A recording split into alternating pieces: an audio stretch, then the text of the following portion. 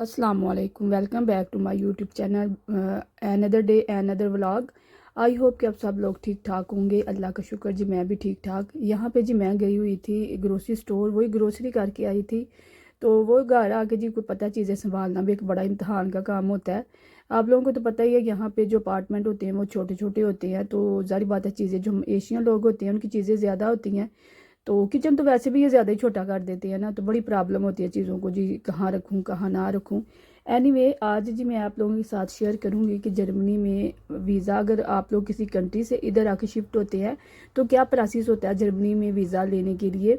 देखिए, अगर आप किसी भी यूरोपीय कंट्री से इधर जर्मनी में शिफ्ट हो रहे हैं तो आपके पास फॉर एवर का कॉन्ट्रैक्ट होना मस्ट होता है। क्योंकि अगर आपके पास फॉर एवर का कॉन्ट्रैक्ट होगा ना, तो फिर आपको इजीली जर्मनी वीज़े में आपका कन्वर्ट हो जाएगा, फिर आपको वो वीज़ा दे देते हैं ना।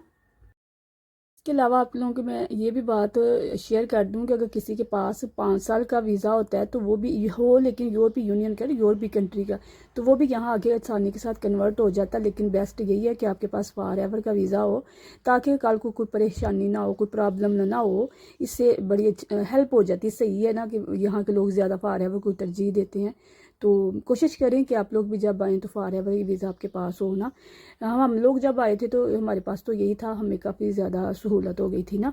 इसलिए मैंने भी कहा कि आप लोग भी फॉर एवर हो तो चेंज तो हो जाता, लेकिन ये है कि फिर मसले मसाइल होते हैं ना, तो इसलिए फिर कोशिश करें कि आप लोग फॉर एवर पे आए ना।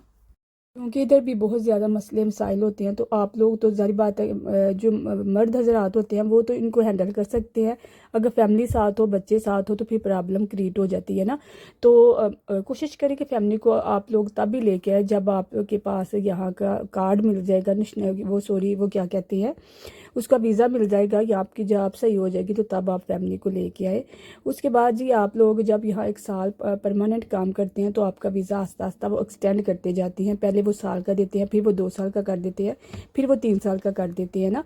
इसी तरह जी पाकिस्तान से भी जो लोग आते हैं उनके साथ भी इसी तरह का होता है। मैं खुद जब पाकिस्तान से आई थी तो मुझे पाकिस्तान में जी वीज़ा मिला था सिर्फ 3 माह का जर्मन एम्बेसी से। उसके बाद जब मैं यहाँ पे आई थी तो मुझे मिला था 1 साल का वीज़ा, उसके बाद 2 साल का वीज़ा, फिर मुझे 3 साल का वीज़ा मिला। इसके बाद जी अगर मैं यहाँ पे एक कोर्स करती हूँ आइंसवाए आसवाए सॉरी, तो उसके बाद जी मैं यहाँ की नेशनैलिटी भी अप्लाई कर सकती हूँ। पहले तो वो उन्होंने 8 साल था उसका प्रोसेस टाइम, लेकिन अब ये है कि जिसको यहाँ रहते हुए 5 साल हो गए हैं तो वो ना नेशनैलिटी यहाँ की अप्लाई कर सकता है। लेकिन शर्त ये है कि उसके लिए आयन स्वाई होना चाहिए, आसवाई होना चाहिए, और उसके साथ जी आपको पता नहीं कितनी ना आपने परमानेंट काम किया हो ना किसी जगह पे, तो फिर आपको जी वो मिल जाता आसानी के साथ। मैक्सिमम आपने ना 1 साल 2 साल काम किया हो कहीं पे, तो फिर आपको जी इजीली वो नेशनैलिटी मिल जाती है ना।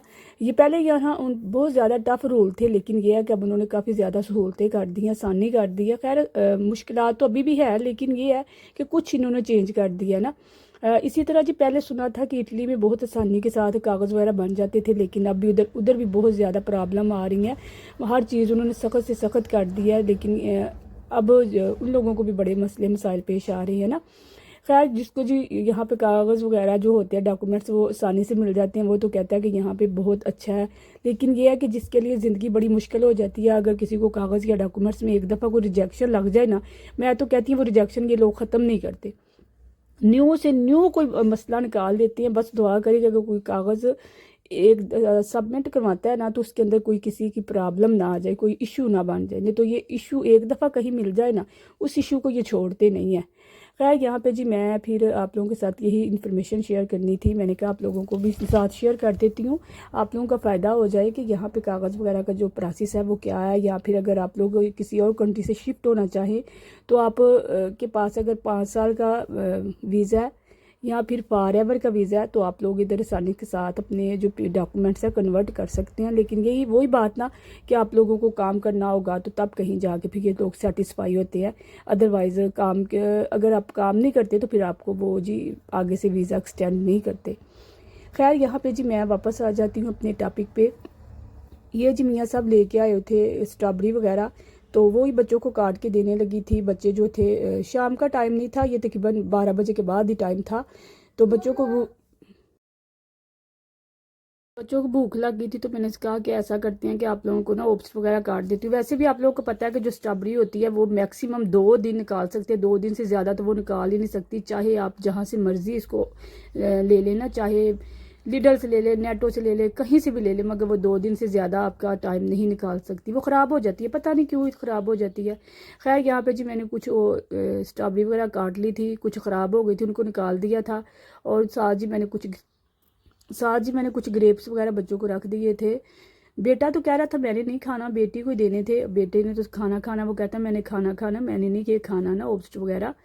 तो बस वही जी वाश करके तो बच्चों को देते हैं। साथ जी मैंने रखे हुए थे चने का सालन, मैं चने बनाने थे, चने का सालन मैंने रख दिया था। मैंने कहा था रखना तो मैंने प्रेशर में था, लेकिन ये था कि मैंने कहा ऐसा करती हूँ टाइम काफ़ी ज़्यादा है तो मैं ना इसको वैसे ही देचकी के अंदर ही रख देती हूँ। तो वो मैंने देचकी के अंदर रख दिया था। देखते हैं गलते हैं कि नहीं गलते, ये फर्स्ट टाइम में मैंने एक्सपीरियंस करना है। गल गए तो मौज, नहीं तो फिर प्रेशर तो लगाना ही पड़ेगा, फिर और क्या कर सकती हूँ। बस वही देचकी मुझे नज़र आ गई तो मैंने कहा देचकी में रख लेती हूँ, क्या प्रेशर निकालना। अब चलो जी बेटी ले गई अपने ओट्स वगैरह, अब वो खाना शुरू हो गई और बेटा जो है वैसे ही बस बैठा हुआ था। यहाँ पे जी सुबह का टाइम था, सालन मेरा बन गया था, वो मैंने नहीं अब आप लोगों के साथ शेयर किया। ये सुबह का टाइम था, मियाँ साहब को मैं देने लगी थी रोटी जी ठंडी हो गई थी तो वो कह रहे थे कि आप मुझे गर्म करके दो, तो वही बस जी उनको गर्म करके देने लगी थी। और साथ जी मैंने कुछ भुने हुए चने निकाले हुए थे, वो ही जी सालन रख देती हूँ। तो बस जी उनका ये नाश्ता हो जाएगा, नाश्ता करते हैं तो उसके बाद उन्होंने जाना है जी जहाँ पे, और हम ममाएँ जो है बस अपनी डेली रूटीन पे आ जाएंगे। वही जो घर के काम होते हैं, बच्चों की जिम्मेदारी होती है, बस वही निभाएंगे। उम्मीद है जी आपको मेरी ये वीडियो अच्छी लगी होगी, मेरी इन्फॉर्मेशन पसंद आई होगी। अगर आपको मेरी इन्फॉर्मेशन अच्छी लगी तो प्लीज़ कमेंट बॉक्स में कमेंट करके बताइएगा कि आपको ये वीडियो कैसी लगी है, ताकि मेरा हौसला अफजाई हो सके। यहाँ पे जी जो मेरा बेटा है वो सुबह ही उसने फीडर तो एक दफ़ा पी लिया था, लेकिन कह रहा था मैंने चिप्स ही खानी है, तो वो चिप्स खाना शुरू हो गया था। हम जी किचन को समेटते हैं और सफाइयाँ वगैरह शुरू करते हैं। यहाँ तक था जी मेरा और आप लोगों का सफ़र। मेरा ढेर सारा प्यार आप लोगों के लिए दुआ में याद रखिएगा। मिलते हैं नेक्स्ट डे नेक्स्ट व्लॉग में, तब तक के लिए अल्लाह हाफिज़।